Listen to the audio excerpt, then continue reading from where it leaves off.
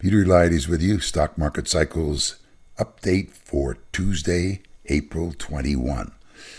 This is going to be a relatively long update, I think. I haven't planned it out, but I have it organized. And there's a lot of things I want to go over. We have some new exciting implementations to the program that a little maestro programmer, Stefan, I was going to say from Switzerland, but no longer living there. He's living in Bulgaria with his lady friend. So if you're out there watching, Stefan, we've got our eye on you. Anyway, this is exciting stuff. For those of you that aren't really into the whole cycle projection thing and say, hey, just give me the numbers or whatever, you might find it boring. So switch it off and come back later. Look for the projections. I'm going to go into some of the intricacies of the program now and some of the things that Stefan has changed to really improve it significantly. I think you're going to like, because it's going to be available to you perhaps sooner than you think. Okay, I'm using the value line geometric index here only because it shows a couple of points that I want to show you. This is a 7 to 8 day market day offset, which gives nominal 20-day projections. Well, look what happened after the low. This was the low on March 18th and a double bottom almost on March 23rd. And then within a couple of days, we got a projection up here. 409 change, 422 and change. But it's almost like the market said, no, you guys, that's too high. We're going to come down, invalidate that projection, and we're going to give a new one based on this low down here. And so look what happened. It came down, went below the offset here, was below both the offsets here, and then crossed above both of them here and gave this projection. This is more realistic, the program's telling you. We're calling for a projection between 385.43 and 395.99 on the high side of the projection. Well, let's look how high it got. 395.52, within 40 cents of the actual high. And that high is held now for 1, 2, 3, 4, 5, 6, 7 for about a week and a half. So that's one of the things we wanted to show you, how the projection reset and gave a virtually exact projection to the upside on the resetting of it, okay? And in so doing, invalidated this projection. So now here's a new aspect of the program. Watch this. What I used to have to do was go from this chart to the next chart that had offsets of the next longer offset projection on there. And if I hadn't pre-programmed it to the correct offset, I would have to put that correct offset in again. Watch this. If we just click on the little median line here, look what comes up. These are the exact offsets for a daily chart. The one we're on now is 7 to 8 for a nominal 20-day projection. The next longer one is 12.1 to 13.8. That's 2.5 weeks for a nominal 5-week projection. So that's the next longer offset, and we're going to click on it now and watch. Wow. Isn't that beautiful? So just from the same chart, right-click on the median line, and it allows you go to the next longer offset. Now that projection was up here, and we met it. Went a little further than the upside of this projection. But remember, the nominal 20-day covered this move to the upside here. Okay, so we've looked at the nominal 20-day projection, the nominal 5-week projection, and now let's click on the blue line again because they're all pre-programmed in here. The next longer one is the one that we told you would be very important, and it still is. 24.2 to 27.6. That's the 5-week offset in trading days for a nominal 10-week projection. Watch this. Click on that. Wow. Isn't that beautiful? That's pretty exciting. Now, preliminary projection was given. We got a cross above the initial line. This is 24.2. But look what's happened now. Coming closer to the second offset, a move above this line would confirm a lot higher projection. But today, things turned around, and now if we look here, and if we go to the next day, which is tomorrow, We know that the upper offset line is going to be around 372.87, but we can find out exactly what it is by looking in that box and see where it says long offset near the bottom. You count up 3 from there, and you see where exactly the offset line is, 372.45. So tomorrow, you want the mid price of the value line to be below that if you want to remain below the longer offset line. So that was just a little taste of the new implementation in the software that I thought you might find very interesting.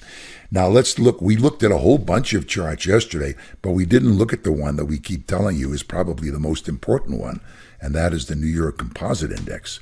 So let's take a look at that with the 24.2 offset on it. And here we go with the New York Composite Index. Look at this. Look how close this is. So again, here we got above the first offset line, and now we've started pulling back. Tomorrow, where do we need to go to stay below this offset line? Well, here's today. Tomorrow's right here. Here's the longer offset line right here.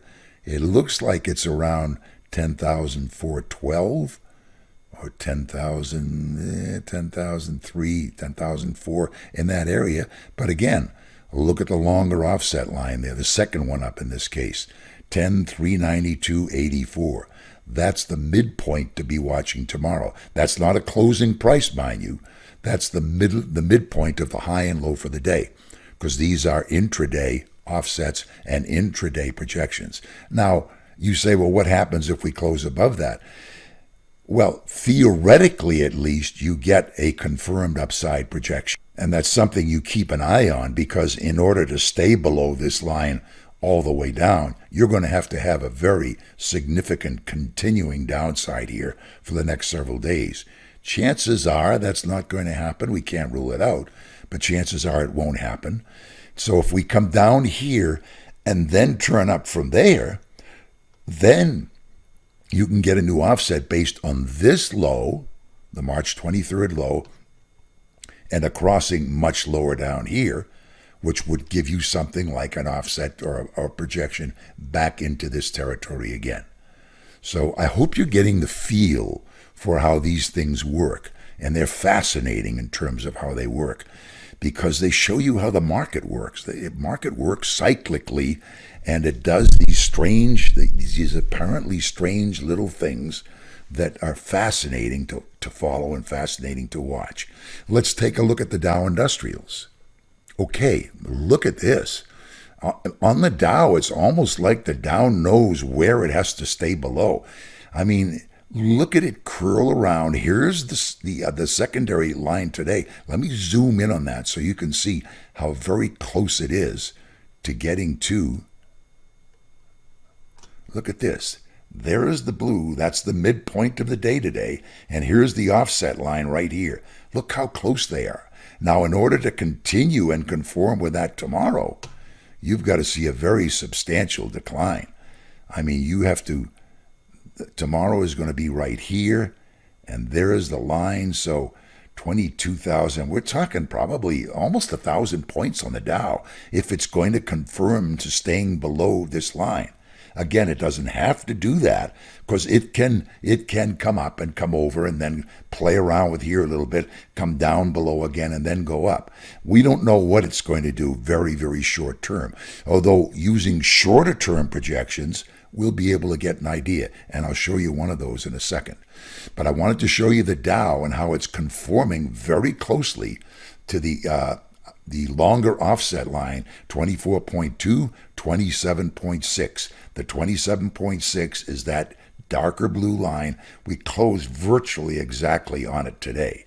So this is a preliminary projection on the Dow, 28,093 and change, but it has not been confirmed. And in order to get confirmed, the Dow median price, this light blue line, has to move above the further offset line, the 27.6. So you can see what's going on here, okay? In the meantime, let's take a look at the New York Composite Index.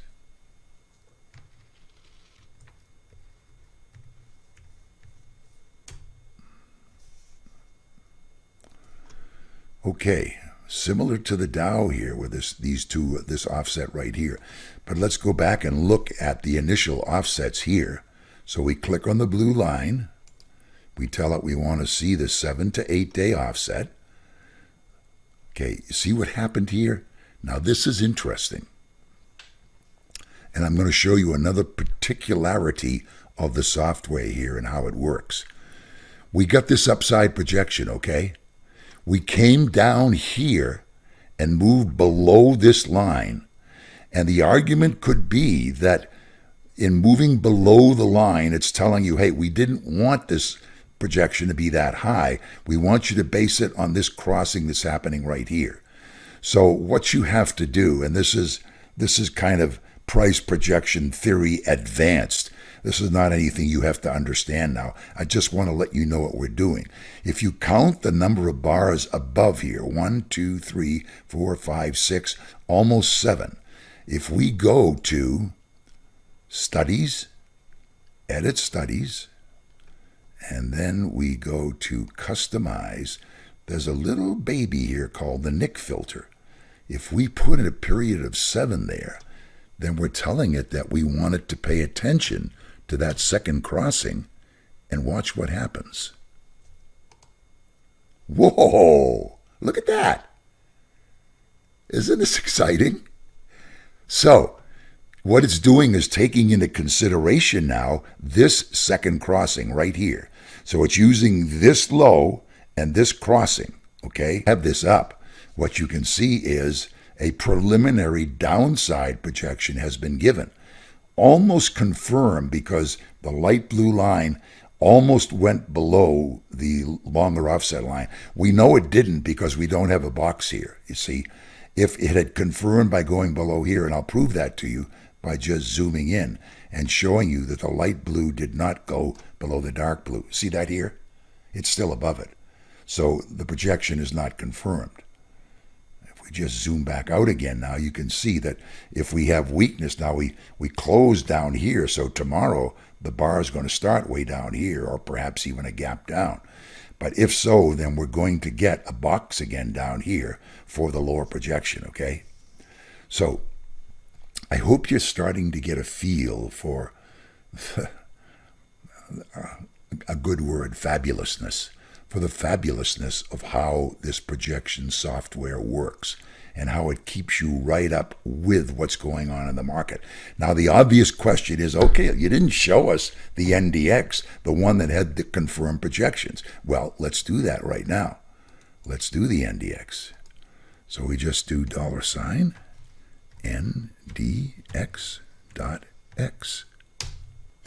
Move it over so we can see the low. All right, so click this, you'll see what offset we have on there now. Current offset is 7 to 8. If we go to 12, 1, 13, 8, look at that. Perfectly met to the upside, okay?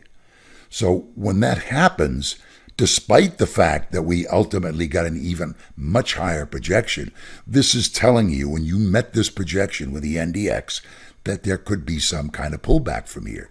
You've met the nominal 5-week projection to the upside. And indeed, we're starting to see that happen. But it came exactly up into this projection window. So now let's go to the next longer one, which we know already has been given and confirmed. Click on the light blue line here, go to 24.2 to 27.6, and boom, bingo, magically, there you go. There's the next longer offset. And here's the projection. We showed this to you the other day. We have confirmed projections basically to new all-time highs. If it just gets to the lower end of the projection, follow this line across, even the lower end, which is 97.24 and change, the all-time high is 97.36 and change. So I think that was it. I don't think January was any higher. No, not on the NDX. So that's where we stand with the NDX. Now, there are a couple of things that can happen from here. This can come all the way down here, stay above the offsets, and maintain this upside projection. It's not going to be, remember, only two things can happen with projections: met or invalidated. Only two possibilities, okay? So right now, this projection's outstanding. In order to invalidate, you've got to get way down here, at least over the next 1, 2, 3, 4, 5, 6, 7, 8, the next couple of weeks. Down here, you've got to get really down low. If you go below both these offset lines, then you've invalidated this big upside projection. But until that happens, this remains a threat to the upside, at least a threat to those who have a bearish opinion. It remains a hope to those that have a bullish opinion, because it's very much in effect. We've gone above, clearly above, both the offset lines. Okay? So that's where we stand with the Nasdaq. We showed you where we stood with the New York Composite. So the bottom line is this. The Nasdaq has given significantly higher projections and confirmed them. The Dow and the S&P, we didn't show you the S&P. Let's make it even longer. Show you the S&P. Here's the important offset with the S&P. Now look what happened with the S&P. 2 days ago, it got above both offset lines, thereby giving and confirming this much higher projection. Again, if you look at the lower part of the projection, it's almost right up to the old all-time high on February 19th. And if you look at the higher side, it's an obvious new all-time high. So that projection has been given and confirmed as of April 17th. But the next day, we actually snuck a little bit inside of that upper projection line. Now it comes down so fast, I should say upper offset line. The upper offset line is coming down so fast that you need to get a spectacular decline here to get back down below it. So the S&P also has a confirmed higher upside projection back to the area of the old highs. Again, I told you the other day, I don't think that's going to happen, but this stuff doesn't care what I think. In order to invalidate it, you've got to get back below these offset lines. Until or unless that happens, this upside projection remains outstanding. But what we have here now is a dichotomy. It's more than a dichotomy. Call it a trichotomy, because you have the lesser indexes, the secondary indexes, I should say, the value line geometric, the Russell 2000. They are still in a position where, with a couple of more declines, they can remain well below the upper offset line. Then, on a secondary basis, we have things like the S&P that snuck above, in kind of a sneaky fashion, snuck above the outer offset line, and so have given and confirmed higher projections. And then you have the Nasdaq, the over-the-counter market, which has clearly given and confirmed higher projections. So you've got this trichotomy of three different kinds of indexes giving you different readings. One of them is going to win out. I don't think they can all win out, unless, for example, the value line geometric and the over-the-counter composite and the secondary stock indexes start to get above the second offset now and give higher projections. They won't be the new highs, but perhaps that's what's in store. I don't know. But what we do know is no matter what happens, these offsets, these funny little offsets, are going to guide us all the way up or all the way down or all the way sideways. I hope you love the new stuff that Stefan did. If you did, why don't you write a couple of comments below this video and say, great work, Stefan. Give him a couple of compliments too. My work involves this. The programming is all Stefan Sherman stuff. Anyway, this is what's happening. We're excited. If you haven't subscribed yet, please subscribe. Bottom right, the little banner. If you click the bell when it comes up, you'll be notified of all the updates when they come online. Thanks a lot for watching. We'll talk to you tomorrow.